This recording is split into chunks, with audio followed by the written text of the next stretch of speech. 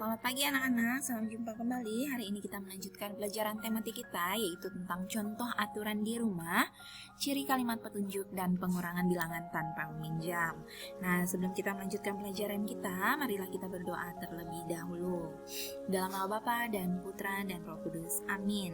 Bapa kami yang ada di surga, dimuliakanlah namamu, datanglah kerajaanmu, jadilah kehendak-mu di atas bumi seperti di dalam surga.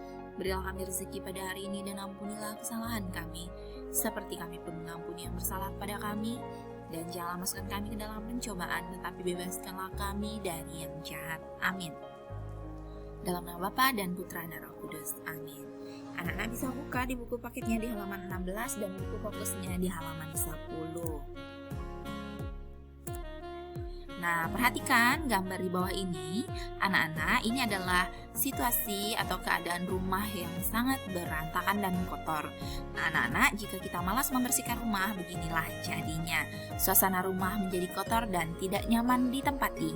Banyak semut, lalat, dan serangga lainnya. Pakaian yang kotor dan menumpuk juga akan mengundang nyamuk. Nah, apa saja sih yang harus kita lakukan di rumah agar rumah kita menjadi rapi dan bersih? Yang pertama, setiap hari kita harus menyapu dan mengepel lantai. Yang kedua, kita tidak boleh menumpukan pakaian kotor, jadi harus dicuci, dijemur, dilipat, dan disetrika. Lalu yang ketiga, piring yang kotor harus segera dicuci dan tidak boleh ditumpuk, karena akan mengundang banyak semut, lalat, dan serangga lainnya. Nah, pakaian tidak boleh bergelantungan. Kalau tidak dipakai lagi maka harus dicuci. Ya, begitu yang harus kita lakukan di rumah agar keadaan rumah kita menjadi bersih dan rapi. Nah, anak-anak, amati gambar di bawah ini. Ada kebiasaan yang baik dan ada kebiasaan yang tidak baik. Nah, kalau ada tanda centang berarti ini kebiasaan yang baik anak-anak. Ini ada anak yang sedang menyapu. Nah, ini merupakan kebiasaan yang baik yang harus kita tiru di rumah untuk menjaga kebersihan. Nah, ini ada anak yang membuang sampah sembarangan. Nah, ini bukan kebiasaan yang baik. Jadi ini adalah kebiasaan yang tidak baik yang tidak boleh dicontoh. Yang ketiga, ada anak yang sedang mencoret-coret dinding. Ini juga kebiasaan yang tidak baik. Yang keempat, ada piring yang menumpuk dan kotor, tidak dibersihkan dan tidak dicuci. Ini merupakan kebiasaan yang tidak baik. Jadi yang harus dilakukan adalah segera mencuci piring yang kotor ini, anak-anak ya. Lalu selanjutnya ada anak yang sedang menata dan merapikan meja. Ini adalah contoh kebiasaan yang baik.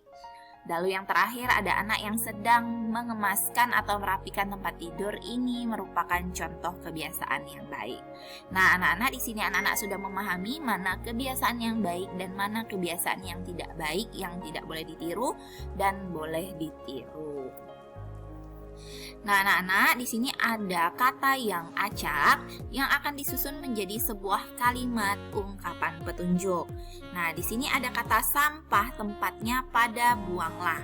Nah, kalau kata ini disusun akan menjadi kalimat ungkapan petunjuk, yaitu buanglah sampah pada tempatnya. Nah, ini adalah kalimat ungkapan petunjuk. Nah, buanglah sampah pada tempatnya itu merupakan petunjuk. Jadi ada yang diberitahu bahwa di mana sih untuk meletakkan sampah itu? Tempatnya adalah tempat sampah. Maka buanglah sampah pada tempatnya. Nah, ini adalah kalimat ungkapan petunjuk. Nah, anak-anak, hari ini Ibu Dayu itu sangat sibuk karena baru saja selesai acara arisan di rumahnya. Nah, setelah tamu-tamu pulang, Ibu itu sibuk mencuci piring. Dayu membantu Ibu menyusun piring di rak piring. Nah, Dayu menghitung piring yang disusun di rak piring. Saat sedang asik menghitung, Ibu bertanya kepada Dayu. Nah, Dayu, tadi Ibu menggunakan 35 piring, tapi sebagian piring milik tetangga, piring kita hanya 24. Coba kamu hitung banyak piring yang Ibu pinjam. Maka bagaimana cara mencarinya? 35 dikurang 24. Nah, contohnya ada di sini. Nah, kita harus membuat kalimat matematikanya dulu. 35 itu kalimat matematikanya adalah 30-an ditambah 5 satuan. Lalu yang 24 yaitu 20-an ditambah 4 satuan. Nah, anak-anak, kita kurangkan 5 dikurang 4 itu hasilnya 1. Jarimu 5 ditutup 4 hasilnya 1. Lalu 3 dikurang 2 hasilnya 1. Jarimu 3 ditutup 2, hasilnya 1. Nah, maka 1 puluhan ditambah 1 satuan adalah 11. 1 puluhan ini nilainya 10 anak-anak. Jadi 10 ditambah 1 sama dengan 11. Jadi hasil pengurangan 35 dikurang 24 itu sama dengan 11. Seperti itu ya anak-anak ya. Lalu selanjutnya 24 dikurang 12. Nah, 28 dikurang 12. Kita bikin dulu kalimat matematikanya. 28 itu kalimat matematikanya apa? 20-an ditambah 8 satuan. Kalau 12 berarti 1 puluhan ditambah 2 satuan. Baru kita kurangkan. Jarimu 8 ditutup 2, sisa 6. Lalu selanjutnya jarimu 2 ditutup 1, sisa 1. Nah, 1 puluhan ditambah 6 satuan sama dengan 16. Jadi hasil dari pengurangan 28 dikurang 12 itu sama dengan 16. Begitu ya anak-anak ya. Jadi kita harus membuat kalimat matematikanya dulu ya. Nah, di sini ada contoh yang Ibu kerjakan. Di sini 24 dikurang 13 sama dengan 11. Nah, Ibu buat dulu kalimat matematikanya. 24 itu artinya 20-an ditambah 4 satuan. Kalau 13 berarti 1 puluhan ditambah 3 satuan. Maka 4 dikurang 3 hasilnya 1. 2 dikurang 1 hasilnya 1. 1 puluhan ditambah 1 puluhan hasilnya 11. Maka hasil pengurangan 24 dikurang 13 sama dengan 11. Selanjutnya ada 29 dikurang 15 sama dengan 14. Dari mana dapatnya 14? Maka kita buat dulu kalimat matematikanya. 29 itu sama dengan 20-an ditambah 9 anak-anak. Kalau 15 itu 1 puluhan ditambah 5 satuan. Nah, baru kita kurangkan. Jari anak-anak 9, anak-anak tutup 5. Sisa berapa?